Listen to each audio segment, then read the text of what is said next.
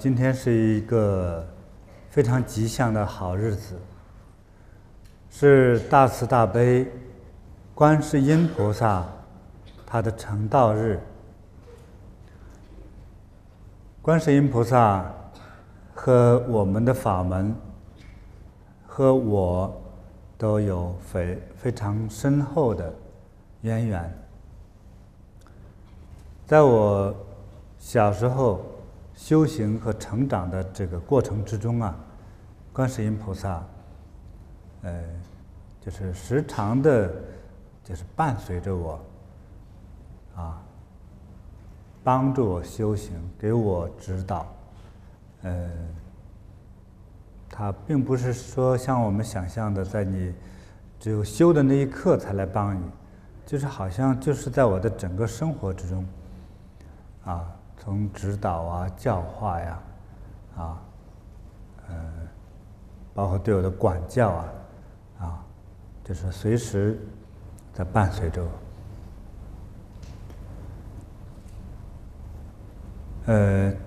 那在我这个对于佛法的认识，对于后来很多事物上的认识，都有观世音菩萨直接传递给我。那么在2003年，观世音菩萨就在我在温哥华居住的这个地方的上空，显示出它威力无比的圣像，在天空之中。当然，我这样描述这个历史的镜头的时候，没有见过的人会觉得不可思议，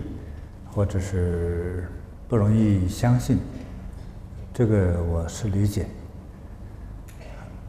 因为制造神话传说从人类能够会说话开始就有制造神话的，但是真实的事件就是真实的事件，因为菩萨显像是我本人用相机就拍摄到，不是乱拍才拍到，是看到了，我是刻意拿相机拍，才拍到的，这个是很神圣的那一幕。就对于我本人看到佛菩萨显像，就不是奇迹，就是时常的。但是那一天他在这个天空，就类似像云一样在天空这样出现，那么高大就比较少见。因此呢，也是因为是在我的住所附近的，我就说赶快能不能拍摄得到，给后来的同修能看一看也好，就这样子。所以跑出门去的时候，就顺便赶快把那个放那儿不用的相机就拿出来，就过去就拍，是这么个过程。所以等拍。就是我所看到的那种感觉，就总觉得有100米到300米的样子，整个天空是很晴的，很晴朗，没那么多的云。那这个显像30-40分钟之后，这个天空就干净的什么都没有了。如果是云这样巧合的变成了佛菩萨的形象，这个它应该是在一个变化过程之中消失的，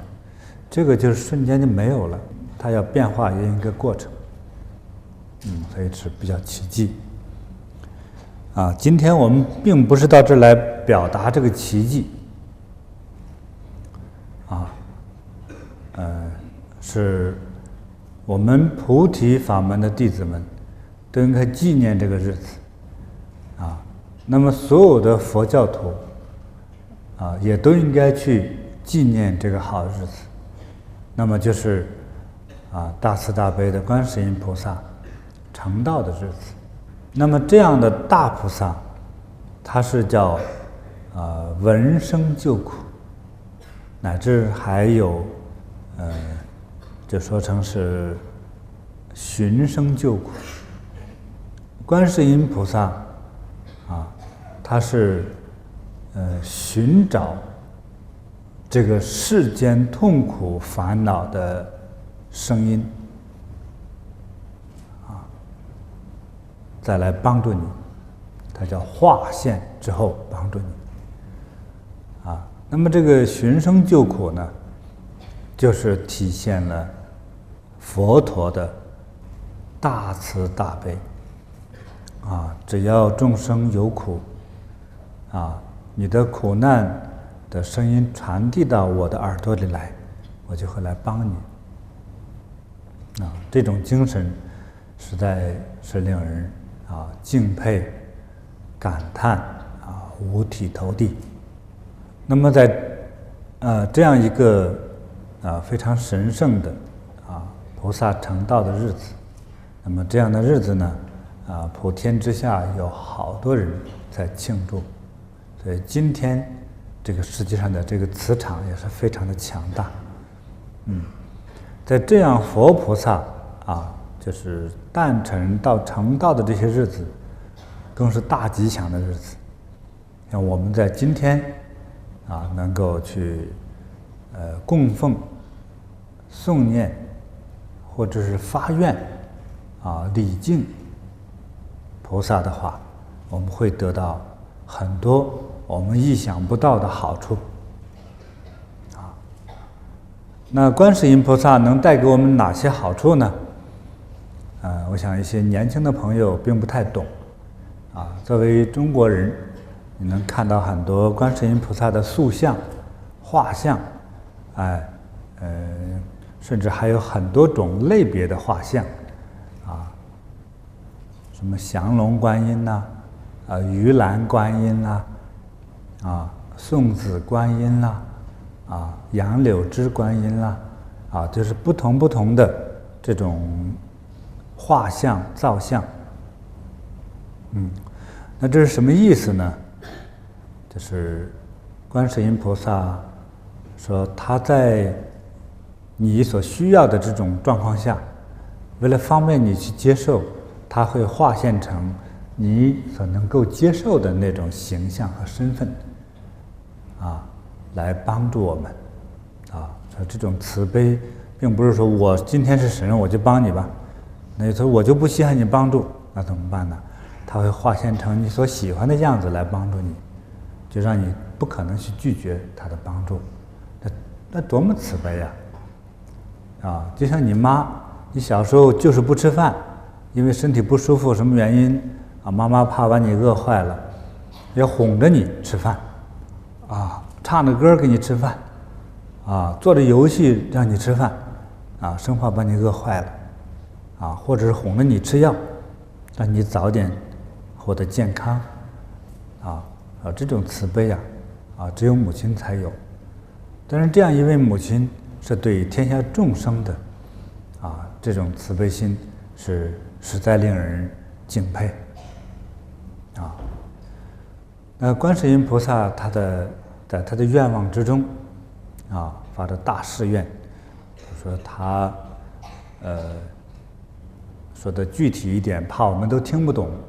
说如果你这个人有疾病那么你就心里想到他，或者是默念到他，他就会来帮助你疾病就可能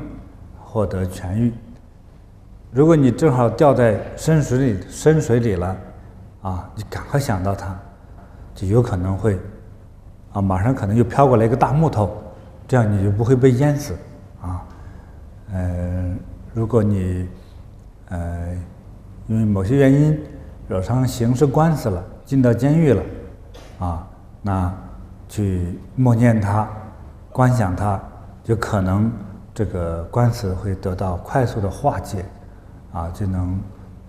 这个逃脱牢狱之灾如果说我们没有智慧了我们经常在观世音菩萨面前呢去礼拜，礼拜就是磕头供水供花朵我们就会变得智慧你那个考试这些学生这个读书就会更聪明智慧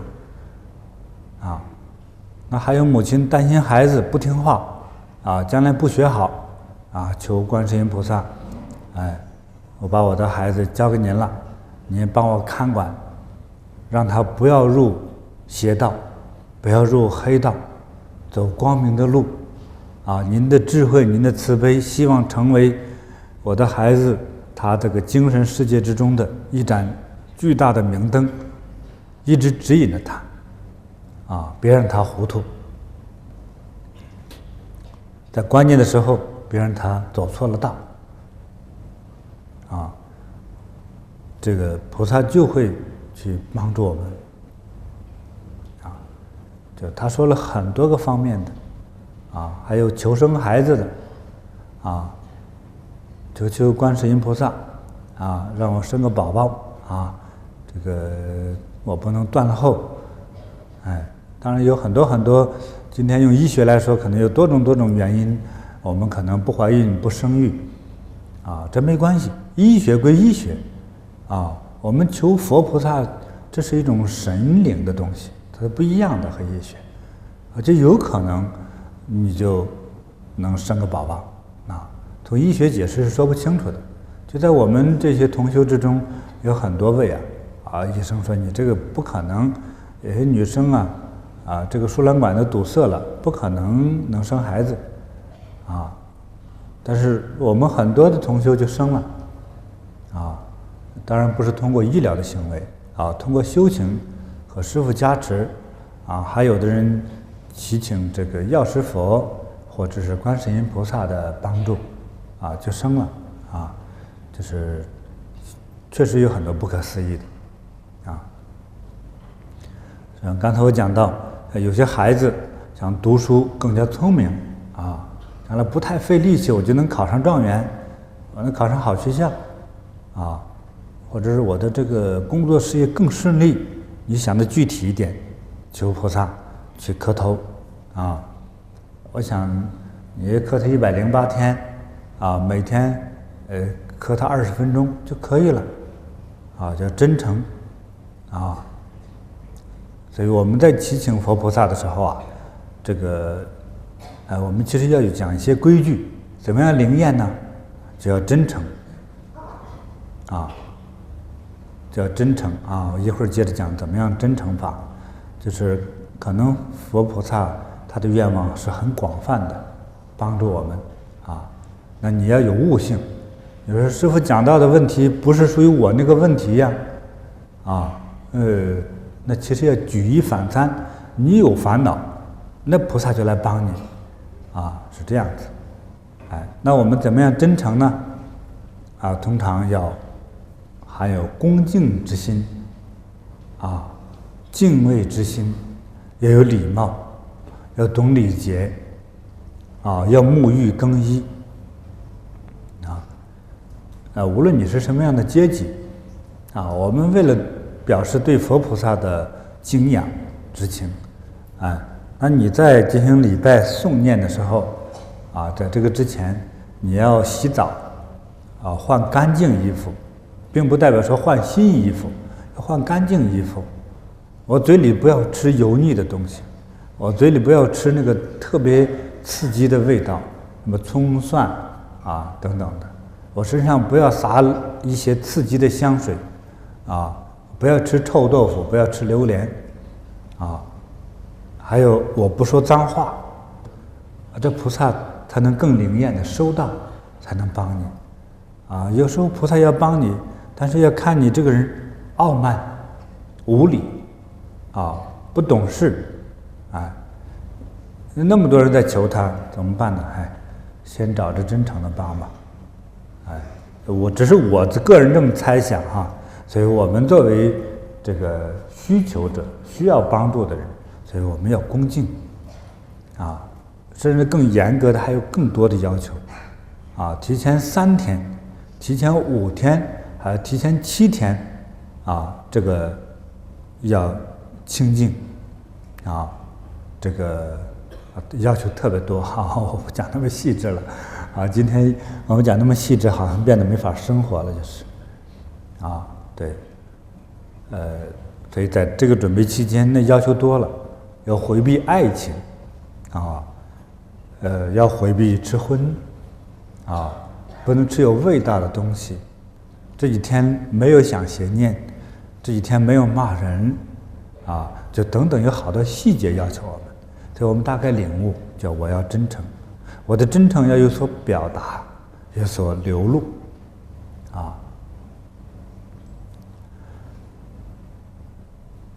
那么在这样的日子呢，也就是我们去祈请他是最最重要的。所以，在这次纪念的活动，如果有缘人如果能够参与，那么大概在这个7天以内，你有缘能听到、看到我在讲解的这一段的时候呢，你呢就怀有一颗恭敬的心，无论是为了自己也好，或者改自己的毛病，还是为你的亲人，为了他好，为了让他的某个就不圆满的地方更加完美起来，比如说贫穷的人要有钱，这个孤苦伶仃的人要有人照顾，老大不小了，希望结婚找对象的，赶快菩萨给安排一个合适的，这些都是可以求的，就是人生的烦恼就会让佛烦恼，佛菩萨的存在就是解决我们的烦恼，但是有的人这求了半天也没有达成自己的愿望，这个时候佛菩萨告诉你，或者我的解释就是不该达成。那你认为说是，我达成愿望多好啊！比如说有人说，那我要买一部车，可是我很穷，我没有钱，想买一部车。那今天你只要有钱的人去卖车的店就能买一部车回来嘛？佛菩萨一直拦着，比如说你去了第一家店，那些卖车的人都不搭理你，算了，一赌气，我到第二家看看。到第二家人说话特别呛，反正要呛出来，不想买。其实你应该这个时候就有所醒悟，是不是？菩萨呀，我不该买车呀。我觉得也可能是，那就不要买了。不买车，平时挤个车蹭个车坐，虽然辛苦，但是也挺幸福的，因为还有小命在。什么叫小命生命，你的生命还存在。那么你买了一部车，也许发生了严重的事故怎么办呢？所以有时候我们作为一个人想得到的那个愿望，就不一定是合理的。因为每个人他都是有特点，比如有的人天生不能驾驶汽车，一上车就晕了，就根本不知道怎么开，因为只要一手握方向盘，看哪里有树和人就往上开。他喜欢冲目标，而前世是弓箭手好像是，今世一直不习惯，开不了车，只要有人就往上撞。我就遇到这么个人，平时做事可智慧了，一开上车哪有人往哪跑，吓死我了。对，所以我也不制止住那几个小孩就被撞死就会所以这个就是命所以有时候我们的这个期望所获得的东西，有时候菩萨不满足你这个愿望是合理的所以大家不要说，你看看，你不是说菩萨灵验吗？我求了那么多，我都磕了200多天头了，怎么还没满愿呢？还没有达到我的愿望这个是不该。还有的时候有些愿望说是这一刻你不能得到比如说有个7岁小孩一个小男孩，菩萨呀，赐给我一个媳妇吧那你就得一直唱着等到花儿也谢了才行，你得慢慢等你最起码等27才能结婚呢。你现在你就是17结婚，大家不笑你吗？18就当爸爸，对不对？总觉得走在一起像哥俩一样，不行，所以就得等，要耐心的等。所以既然这么等，还是不如不求的好，对不对？你只能说求求菩萨，未来的惦记着给俺找个媳妇这个还可以啊。那菩萨一算，20年之后再说吧，哎，就是这样，这就是合理的啊。那你说菩萨，我求你半天了，200多天了，连个姑娘都没出现啊。那菩萨说出现了你也不认识她啊，还不到那个时候啊。所以有很多的愿望是可以达成，它是分时间、分地点，还有适不适合你啊。这个也是一个问题啊。那么还有人说菩萨，你看我这个儿这么矮，能不能给我长高点啊？是也不行啊，你这个底子太差啊。你爷爷、你奶奶、你姥姥、你姥爷都一共1.5米高啊，你让你长2米多，那你爸就开始疑心病了，你妈可惨了，对不对啊？为了你们家庭幸福，你还是保持1.5米、1.6米就拉倒了。对，各个身材有各个身材的好处，对不对？这个个矮的不容易摔倒，真的各有好处，而且个矮的人通常都比较聪明，啊，对，所以这个我们要知道，我们所求的，菩萨给了，我们接到了，啊，就是接到了。暂时没接到，你心里想还是我已经接到了，我收到了，有这样的想法啊，还是怀有恭敬之心。他给的，你就是该得。你此刻没有觉得得到，其实也得到，是到那个时间点他才能来，啊，是这样，都是为了我们好。如果大家有缘的人，如果你有一个愿望，无论是为自己的愿望啊，还是为你的亲人的愿望啊，都可以今天借这个好时光，借这个吉祥的日子啊，就是在菩萨前，你就拼命诵念，真心诵念。那么你的诵念的方法呀，可以大点声、小点声，心里念都行，啊，就是不准睡觉啊。你的姿势动作是可以改变的，啊，如果需要喝水呀，洗手间呐，或者需要透气去啊，自己去决定，没有人管啊。好，那我们就开始诵念。